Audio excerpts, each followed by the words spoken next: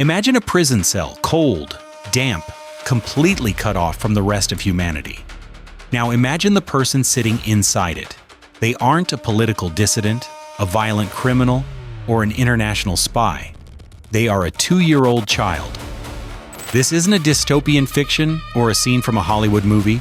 According to a harrowing report verified by the US State Department, this actually happened. A toddler was condemned to spend the rest of their natural life behind bars. The crime? Their parents were caught by authorities holding a single piece of illegal foreign contraband, a Bible.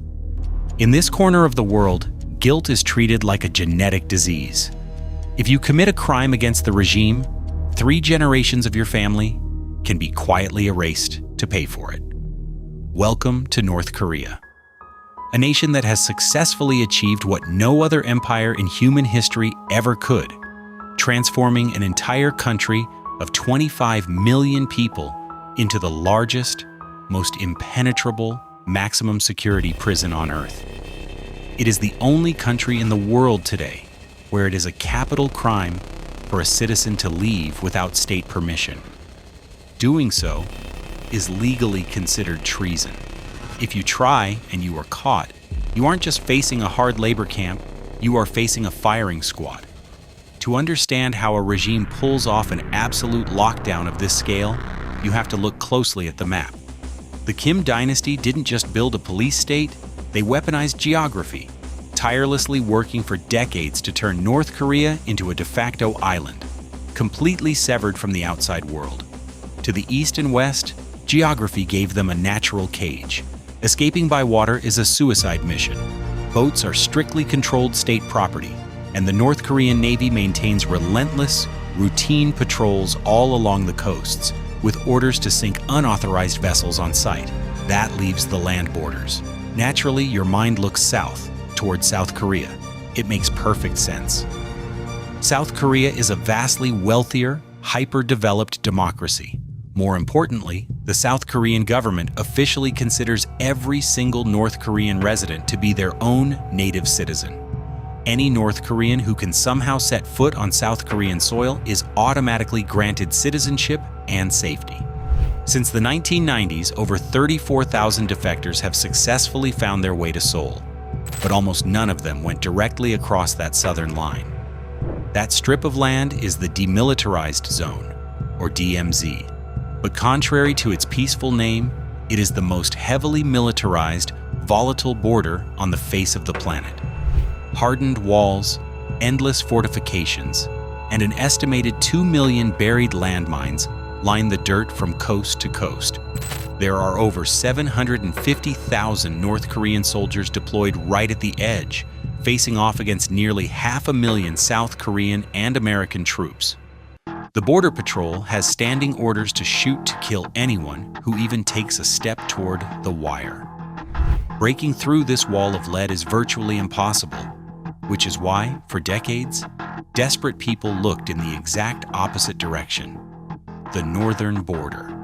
This is a massive 1,300-kilometer frontier separating North Korea from China, along with a tiny 17-kilometer tip connected to Russia. Because China and Russia maintain official alliances with Pyongyang, there was never a massive fear of invasion here. As a result, for most of modern history, this long northern border was lightly patrolled, rugged, and porous.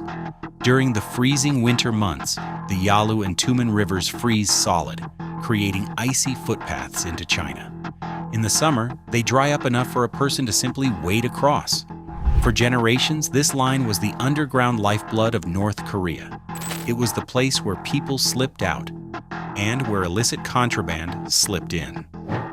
The mass exodus across this northern border truly exploded in the mid-1990s, triggered by absolute catastrophe. When the Soviet Union collapsed at the end of 1991, North Korea lost its primary financial and agricultural benefactor. Hit with heavy international sanctions and severe droughts, the regime's state-run economy collapsed. Less than 20% of North Korea's mountainous terrain is even arable to begin with, and without imported fertilizer or farming equipment, the country plunged into the worst famine in its history. Because of the regime's pathological secrecy, the true death toll remains a mystery. Estimates range from 300,000 to as many as 3.5 million human lives lost in just 4 years. Out of sheer, desperate survival, masses of people began running across the northern rivers into China. And sensing an opportunity, a shadow class of entrepreneurial smugglers arose, bringing back food, medicine, and something else the regime feared even more: information. Intimate glimpses of the outside world via smuggled South Korean dramas, Western movies, and foreign books. But crossing the river into China was only the first step of a terrifying gauntlet. China and Russia do not recognize defectors as refugees. They treat them as illegal immigrants. Under strict extradition agreements, if Chinese authorities catch a North Korean, they pack them onto a bus, drive them back to the border, and hand them directly back to the regime to face torture or execution. To survive, defectors had to play a high-stakes game of hide-and-seek across the entire Asian continent. They couldn't stay in China. They couldn't go to Myanmar or Laos, who would also deport them. Their only hope was to travel thousands of miles completely in secret, speaking no Chinese, trying to reach a safe country like Mongolia, Thailand, or Vietnam. Once there, they could surrender to local authorities and safely board a plane to Seoul. This dangerous route gave birth to an expensive underground railroad operated by human traffickers and brokers. By the early 2000s, thousands were escaping this way every year, peaking in 2009 with nearly 3,000 successful defections. It looked like the regime's iron grip was slowly breaking. Then, at the very end of 2011, Kim Jong-il died. His son, Kim Jong-un, took power. And he realized that if his dynasty was going to survive, he had to completely seal the northern frontier. Kim Jong-un understood something his father didn't. Modern dictatorships are maintained through digital control. He began installing massive arrays of signal jammers along the northern borders to choke out foreign cell phone signals and satellite connections. Intelligence monitoring of phone calls was heavily increased. Simultaneously across the river, China began building the world's most advanced surveillance state. Following new cybersecurity laws, the Chinese authorities flooded their country with over 620 million surveillance cameras, more than 12 times the amount in the entire United States combined. Powered by facial recognition and tight internet tracking, it became nearly impossible for a North Korean defector to move through China without being detected. As the risk skyrocketed, the price of freedom exploded. In 2007, a broker charged about $2,000 to help a defector cross China. By 2012, that price doubled to $4,000. By 2017, it reached an astronomical $16,000. For an ordinary North Korean scraping by on less than $2,000 a year, saving that sum would take decades. Freedom became an impossible luxury, achievable only if you already had a relative in South Korea working a high-paying job to fund your escape. By 2019, successful defections had dwindled by more than half. But the final, absolute lockdown wasn't driven by a new law. It was driven by a virus. In January 2020, as the first reports of COVID-19 emerged, North Korea became the first nation on Earth to completely slam shut and seal its borders. Every international flight was canceled. Domestic travel between provinces was strictly restricted, and foreign trade ground to a halt. With 42% of the population already malnourished and highly vulnerable, the regime was genuinely terrified of a health collapse. While they officially claimed a miraculous victory with only 74 deaths, anonymous inside medical sources later leaked that the true toll was likely closer to 45,000. But the regime quickly capitalized on the pandemic as the ultimate excuse to finish building their prison. In August 2020, they established massive buffer zones on the northern borders. The military issued an unconditional shoot-to-kill order for anyone coming within a kilometer of the boundary line without permission, an order that remains active to this day. Satellite imagery revealed that during the pandemic, the regime built hundreds of kilometers of massive new fortifications, concrete walls, and dual-layered fences along the Chinese border, permanently sealing off the mountain passes that defectors and smugglers had used for decades. The once porous northern border became a solid wall of concrete and steel. Inside the country, they passed the Reactionary Ideology and Culture Rejection Act. Smuggling, distributing, or even watching foreign media was heavily criminalized. Historically, people watched South Korean dramas or Western movies in secret on smuggled micro SD cards. Now, under this new law, simply being caught watching a foreign film can land you 10 years in a hard labor camp. Distributing it can get you publicly executed. The results of this terrifying crackdown speak for themselves. In 2021 and 2022, successful defections dropped from thousands to just over 60 per year, the lowest levels in North Korea's entire history. The country has effectively become a closed digital state. Even the phones allowed inside the country are weaponized against the citizens. Legally, you can only own a state-sanctioned phone that cannot access the global internet or make international calls. They run a state-owned operating system called Red Star, which automatically deletes any foreign files or media. The phones are programmed to take random, undeletable screenshots of your activity, which the police check during mandatory inspections.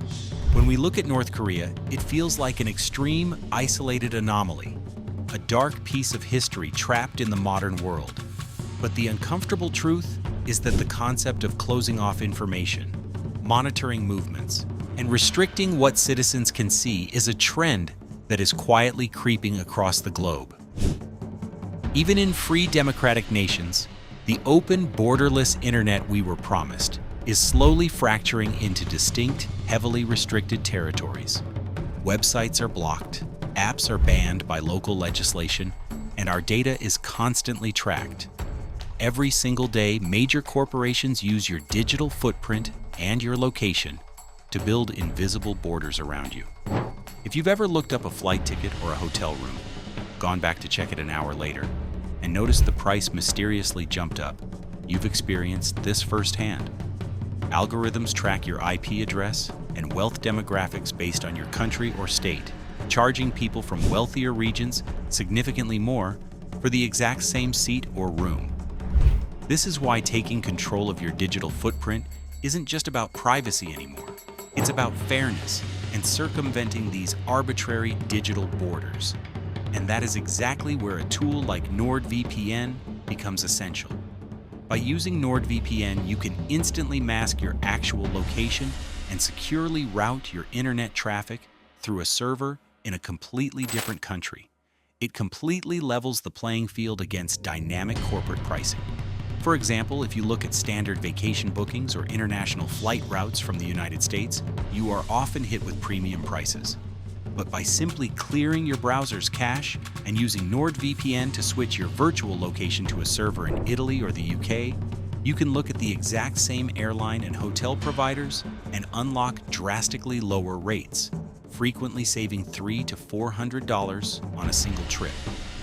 Beyond saving money on travel, it allows you to bypass regional content blocks, secures your personal data on public Wi-Fi networks, and instantly unlocks entertainment streaming libraries that are completely hidden in your home country. It is completely risk-free to try with Nord's 30-day money-back guarantee. If you go to nordvpn.com/realview right now, any 2-year plan you sign up for will come with an exclusive discount plus extra subscription time.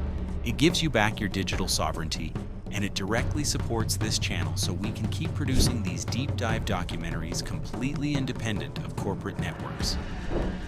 As the world outside grows hyper-connected, the lights inside North Korea continue to go out, one by one.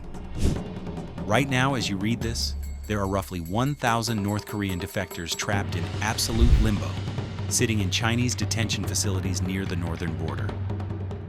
They are waiting for the day China inevitably packs them onto buses and sends them back across the river, not to their families, but to the firing squads. And for the 25 million souls remaining inside, the new physical walls, the shoot-to-kill orders, and the absolute digital Iron Curtain mean they are effectively sealed inside a separate universe. We live in an extraordinary era where we can peer into distant galaxies, map the human genome, and connect with a person across the ocean in a millisecond. Yet, just a few hundred miles from some of the most technologically advanced cities on Earth lies a massive human black hole. A place where looking at the night sky, speaking your mind, or reading a smuggled book doesn't just invite judgment, it costs you your life.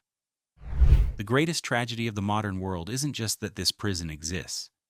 It's that from the outside looking in, we can only watch the silence. Thanks for watching. See you in the next chapter.